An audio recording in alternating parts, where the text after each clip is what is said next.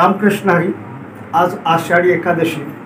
महाराष्ट्र, आंध्र प्रदेश, कर्नाटक या राज्यासह संपूर्ण देशभरातून तसेच देश विदेशातून सुमारे 25 लाख भाविक क्षेत्र पंढरपूर येथे जमा झालेले आहेत आणि कालपासून अक्षरशः नामाचा गजर इथे होतोय. पंढरी नगरी दुमदुमले आहे आणि या ठिकाणी इसबावी या ठिकाणी आता मी आहे आणि या ठिकाणी सातारकर मंडळी आहेत. यांच्या भजनाचा सुंदर असा कार्यक्रम सुरू आहे. आपण या भजनात जे वारकरी सहभागी झालेत, ज्येष्ठ कलाकार आहेत, सातारचे सुप्रसिद्ध कलाकार आहेत, यांच्याकडून त्यांचे जे अनुभव या वारी संदर्भातील किंवा इथे जे परमानंद त्यांना मिळतो पंढरपुरामध्ये आल्यानंतर, तर त्यांच्याच शब्दामध्ये आपण नेमकं जाणून घेऊया त्यांच्या भावना या संदर्भात. माझ्या समेत आता आहेत सातारचे ज्येष्ठ भजन कलाकार जे आहेत. आपलं नाव सांगा सर. का पुढे? माझं नाव माणिक पवार. तुम्ही गेल्या कित्येक वर्षापासून इथे येत असाल आणि भजनाच्या माध्यमातून वगैरे तुम्ही परमानंद खेळतात, भक्तीचा जागर. तर नेमकं आता तुमच्या भावना काय आहेत? आज या ठिकाणी आलेला आहेत आणि कितवी तुमची वारी आहे वगैरे, काय अनुभव काय तुमचा नेमका? इथे पंढरपुरात येऊन तुम्हाला काय नेमकं मिळतं इथं सांगा. पंढरपुरामध्ये येऊन इथं खूप आनंद मिळतो की आपण जी कला शिकली, आपण गाणं शिकले, भक्ती मार्ग आपला आहे की आपण ह्या ठिकाणी येऊन आपण आपलं प्रेमानं इथं भजन करतो आणि ही श्रोते मंडळी इथं ऐकणारी आपल्यासारखी म्हणजे चांगले आहेत. इथं या वातावरणात भजन कीर्तनाशिवाय दुसरं काहीच ऐकायला किंवा गायला दुसरं काहीच मिळत नाही.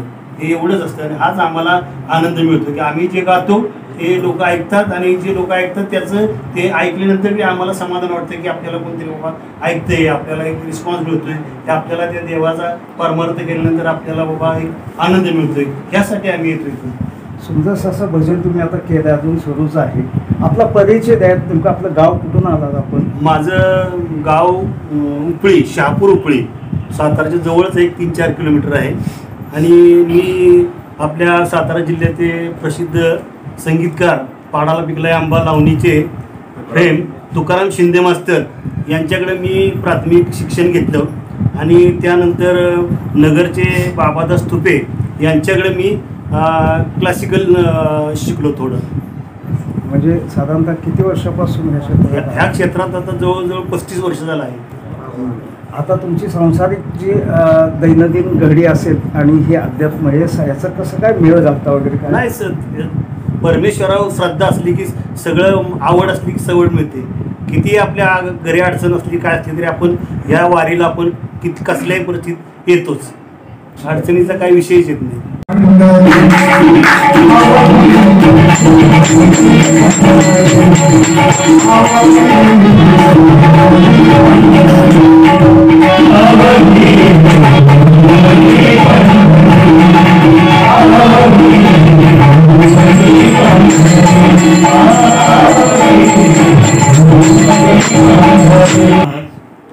माझे नाव बजरंग पवार. माझे गाव जैतापूर, तालुका सातारा रेहमतपूर रोडला माझं गाव आहे आणि मी गोजेगावकरांच्या दिंडीमध्ये मी वारीला असतो. बरेच वर्षापासून त्यांच्या दिंडीतून माझी वारी चालू आहे. या क्षेत्रामध्ये आता हे गेले कधीपासून तुम्ही भजन गाता वगैरे?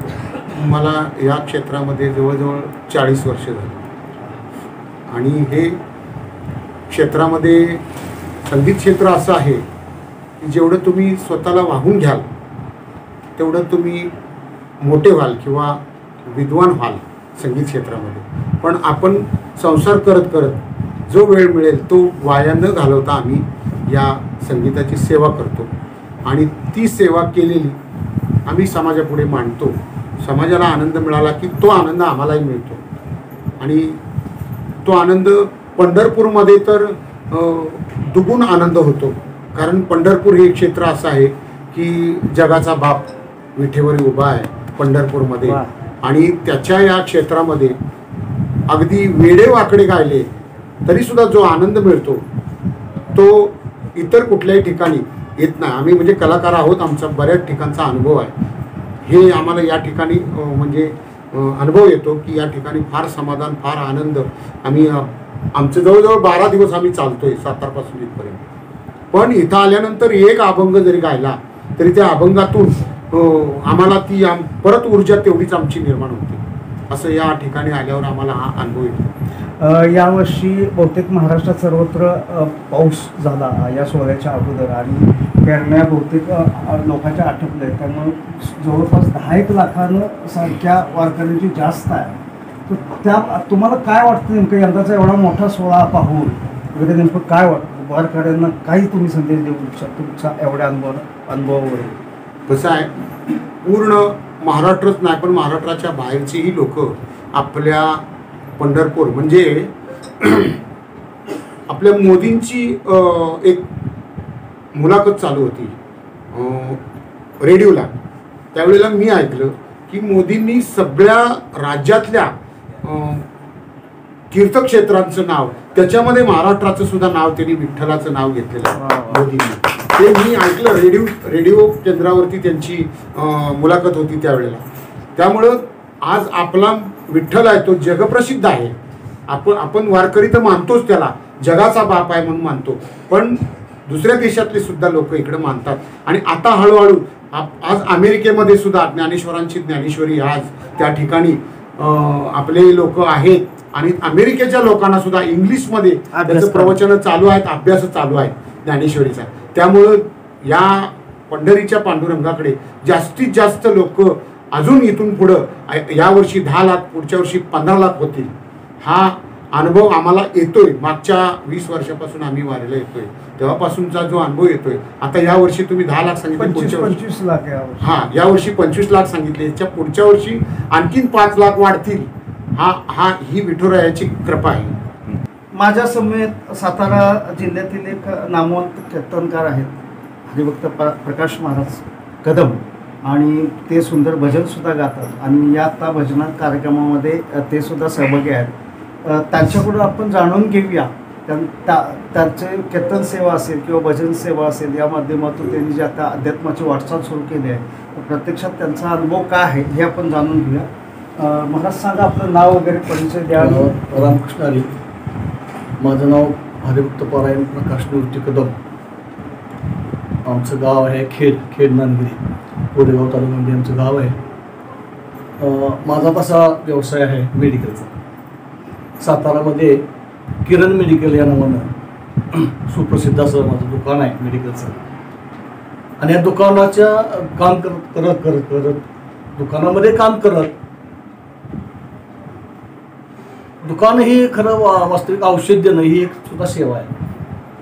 पण या सेवेमध्ये आधी आणि काय भर पडावी किंवा लोकांसाठी काय करता यावं की समाज कसा सुधारला जाईल, नेमकं समाजाला काय पाहिजे, या दुकानाच्या माध्यमातून बराच अनुभव मला आला. आणि या अनुभवातून मग आम्ही आमच्या गावामध्ये मोठंसं पारायण म्हणजे सुरू केलं.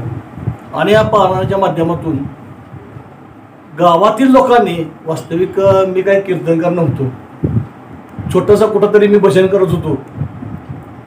आणि भजन करत असताना, हा पारायण सोहळा करत असताना गावातील लोकांनी प्रोत्साहन देऊन मला कीर्तनकार बनवलं. आणि या कीर्तनकाराच्या माध्यमातून की लोकांची काय नक्की सेवा करता येईल याचं ज्ञान मला दुकानाला दिलं. आणि ते ज्ञान मी लोकांना सांगितलं की बाबा, संसार हा दुःखमूळ आहे. संसार दुःखमूळ चोहीकडे मिळलं, विश्रांती नाही कुठे रात्रंदिवस तळमळ. काम क्रोध लोभ शून्य पाठी लागली ओढाळ, कवना शरण जाऊ आता दृष्टी देईल. अतिशय दुःख आहे या संसारात. कुणी असू द्या, श्रीमंत असू द्या, गरीब असू द्या, प्रत्येकाला या संसारात दुःख आहे. या संसारात सुखी असा कोणीच नाहीये. मग सुख मिळण्यासाठी नक्की काय केलं पाहिजे, तर भगवंताला शरण गेलं पाहिजे. आणि मग भगवंताला शरण जायचं तर नक्की काय केलं पाहिजे, तर नामस्मरण केलं पाहिजे, नामचिंतन केलं पाहिजे. म्हणजे नामस्मरण नक्की मिळेल कुठं, नक्की कुठं मिळेल, तरी नामस्मरण वारी मिळेल. कारण ज्यावेळी आपण संसार सोडतो ना, त्यावेळेस आपल्या मनामध्ये, आपल्या मुखामध्ये भावशुद्ध नाम येतं. आणि हे नामस्मरण घडतं हे वारीमध्ये. आणि या वारीमध्ये मग आम्ही चालायला सुरुवात केली. आणि वारीमध्ये या 20-22 गावामध्ये आम्ही पहिले आत्तापर्यंत काय करायचो आम्ही की खोली घ्यायचो आणि खोली घेऊन आम्ही त्या ठिकाणी राहायचो. पण काही आमच्या वारकऱ्यांनी सांगितलं की बा तुम्ही दिंडीमध्ये येत आहे, पण तुम्ही खोली येत आहे तर तुम्ही इथं या. आणि ज्यावेळी मी या वर्षी पहिल्या वर्षी इथं आलो आणि या इथं आल्यानंतर हे खरी भक्ती काय असते, खरी सेवा काय असते ह्या चौघड्यांच्या घरात मी शिकलो. खरी भक्ती आणि सेवा खरं मी इथे शिकलो. खरोखर वारकऱ्याची सेवा केल्यानंतर काय होतं, केवढं समाधान मिळतं ना. ह्या सगळ्या कुटुंबाकडे बघितलं की निश्चितपणे आपल्याला देखील समाधान होतं. मी सुद्धा शिकलो की माणसानं माणसाची सेवा करावी हे आज मी या ठिकाणी शिकलो. आषाढी सोहळ्यासाठी जवळपास अधिकृत जे नोंदणीकृत दिंड्या आहेत त्या जवळपास 700 ते 800 आहेत. ज्ञानेश्वर माऊलींच्या सोहळ्यामध्ये, तुकाराम महाराजांच्या सोहळ्यामध्ये सुद्धा जवळपास 500 ते 550 दिंड्या आहेत. आणि या दिंड्या क्षेत्र पंढरपूरमध्ये येतात. अनेक दिंड्या चालकांचे म्हणजे त्यांच्या दिंड्यांचे मठ आहेत जे मुख्य नगरीमध्ये आहेत. आणि काही लोकांना ज्यांचे अधिकृत मठ नाहीत ते असे हा 20-22 ठिकाण आहे जिथे सातारा जिल्ह्यातलं मेळा भागातील काही गावांचं जसे कालोशी आहे तिथं पुनर्वसन झालेलं आहे. या ठिकाणी सुद्धा काही जागा उपलब्ध किंवा भाड्यानं घेतल्या जातात तंबू उभारणीसाठी आणि तिथे हे वारकरी दिंड्या उतरतात. काही या इथले लोक जे आहेत ते स्वतःहून आपली आणि त्यांनी कुठल्याही अगदी निस्वार्थ भावनेने आमच्या साताच्या दिंडीसाठी जागा उपलब्ध करून देतात. या वारकऱ्यांची एवढी जबरदस्त काळजी घेतात. इथे भजन वगैरे असे कार्यक्रम होतात, त्यांना अन्नदान केलं जातं. आणि असे हे विठ्ठल भक्त माझ्या समवेत आहेत. आत्ता हे जे भजनचा कार्यक्रम चालला आहे त्यांच्याच वास्तूमध्ये चाललेला आहे आणि आपण त्यांच्याकडून जाणून घेऊया की त्यांना नेमकं काय वाटतं. माऊली आपलं नाव सांगा. राजू पांडुरंग चौगुले, इसबावीमध्ये. हां, तर तुमच्याकडे ही दिंडी उतरते इथे, काय तुमच्या नेमक्या भावना, वारकऱ्यांची मोठी सेवा करता तुम्ही, तुमच्या भावना काय आहेत नेमक्या? आम्हाला फक्त आनंद मिळतो की सेवा करावं, शेवटपर्यंत सेवा करून घ्यावं, करावं आमची इच्छा आहे. आणि जेवढं करते तेवढं आम्ही सेवा करू. आपलं नाव काय आणि आपण करता काय इथं? माझा धंदा काय, व्यवसाय काय? व्यवसाय मजुरी, किराणा दुकानात माल टाकतो, फेरी धंदा आहे माझा. म्हणजे पहा, माऊलींचा व्यवसाय छोटा असला तरी त्याचं मन फार मोठं आहे आणि वारकऱ्यांची सेवा करणे म्हणजेच विठ्ठलाचीच सेवा आहे असं समजून ते आपले कार्य करत आहेत. माझ्या समेत त्यांच्या सुवेद्य पत्नीसुद्धा आहेत, त्यांच्याही आपण भावना जाणून घेऊयात. बोला माऊली, काय नाव सांगा तुमचं? तुमच्याकडे एवढे वारकरी येतात, 2 दिवस तुम्ही मनापासून सेवा करता. आम्हाला खूप आनंद वाटतंय. सगळे आले ना असे माहेरचे माणसं आल्यासारखं वाटतं. सगळ्यांचा आनंद बघून आम्हाला खूप आनंद होते. खूप किती सेवा करत तेवढं कमीच. आणि तुमचे हे चिरंजीव पण आता आहे जे मालकरी झालेले आहेत. खरं कदाचित विठ्ठलानं तुम्हाला ते चांगलं फळ दिलंय, त्याचंही त्याच्याकडून जाणून घे ना. बाबा नाव सांग. राजू चौगुले. हा, तू माळ घातलीस, तुला कोणी घालायला सांगितली माळ? कुणीच नाही. वा वा वा, मला नाही घातलीस. वा, छान माऊली. भजन वगैरे आवडतंय का? हो. वा वा, छान.